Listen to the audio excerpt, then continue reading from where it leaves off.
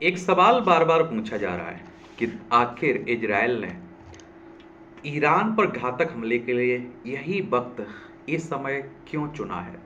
और इजराइल और ईरान के बीच लड़ाई शुरुआत हो चुकी है ना, उसी की बात हो रही है।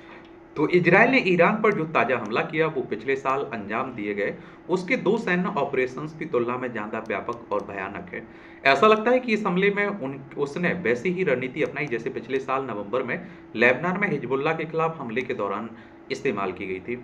और इसका मकसद न सिर्फ ईरान की मिसाइल बेस पर हमला करना था, बल्कि ये भी सुनिश्चित करना था कि बड़ा जवाबी हमला होता तो भी तुरंत कार्रवाई कर ईरान की यह क्षमता खत्म कर दी जाए। पिछले साल नवंबर में जब इजराइल ने हिजबुल्लाह के खिलाफ अभियान चलाया था तो उसका मकसद इस संगठन के नेताओं को मारना था।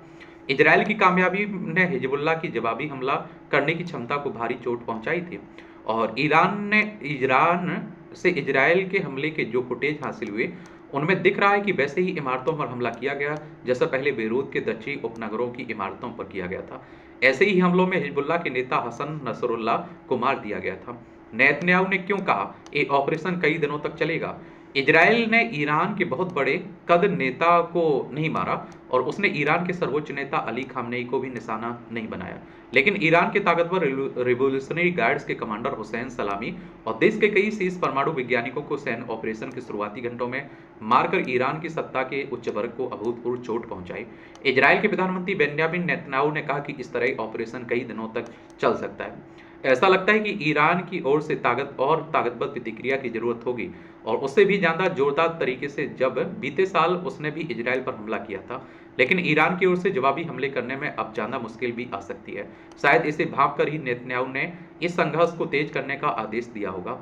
आखिर हमले के लिए ये वक्त क्यों चुना गया है, ये भी सवाल उठ रहा है। तो आखिर नेतन्याहू ने अभी हमला करने का फैसला क्यों किया। हालांकि वो लंबे समय से इसकी वकालत करते रहे हैं और इसकी कुछ वजह हो सकती हैं। ऑपरेशन शुरू होने के कुछ समय बाद जारी एक बयान में उन्होंने कहा कि यह इजराइल के अस्तित्व का सवाल है। लेकिन नेतन्याहू कई सालों से यह तर्क दे रहे हैं कि अगर ईरान परमाणु बम बना लेता है तो इजराइल के अस्तित्व को खतरा हो सकता है।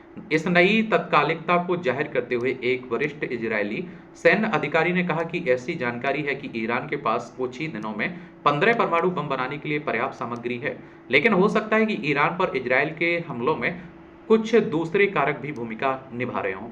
रविवार को परमाणु समझौते को लेकर ईरान और अमेरिका की बातचीत छठे दौर में पहुंच जाएगी। हालांकि इस मसले पर कितनी प्रगति हुई है इसे लेकर विरोधाभासी संकेत मिल रहे हैं। हालांकि नेतन्याहू के लिए एक अहम मौका है, वो ये सुनिश्चित कर सकते हैं कि ठीक ना लगने पर समझौता ना होने दिया जाए। सैन्य नजरिए से देखें तो नेतन्याहू के सलाहकारों को लगा होगा कि न सिर्फ ईरान बल्कि उसकी ओर से लड़ने वाला हिजबुल्लाह इस हद तक कमजोर हो गए कि पहले जैसा खतरा पैदा करने में सक्षम नहीं है। आने वाले कुछ दिनों में पता चलेगा कि इजराइल का ये अनुमान सही साबित हुआ या फिर खतरनाक तौर पर गलत। बाकी देखते हैं। वो कहता है कि हम तो अपनी सुरक्षा को ध्यान में रख के, इजराइल कह रहा है, हमला कर रहे हैं, समझ रहे। और इजराइल और इसके बीच, ईरान के बीच लगभग कहते हैं 2000 किलोमीटर की दूरी है, लेकिन फिर भी युद्ध चल रहा है। और ऐसा भी कहा जा रहा है कि पाकिस्तान हो, ईरान हो या फिर तुर्की हो, संयुक्त अरब अमीरात हो, यूएई की बात हो रही है, ये सब आप देखते हैं चाह रहे हैं कि हम मुस्लिम कंट्रीज के नेता बन जाए, हम बन जाए। इसी में आप देखते हैं सब कुछ चल रहा है। और इजराइल देखिए कितना युद्ध मोल लड़ाई ले लेता है, चारों तरफ से दुश्मनों से घिरा हुआ है, फिर भी हारने का नाम नहीं ले रहा है, हर जगह टकरा जा रहा है। आप लोग क्या सोचते हैं, अपनी राय आप लोग बता सकते हैं। धन्यवाद।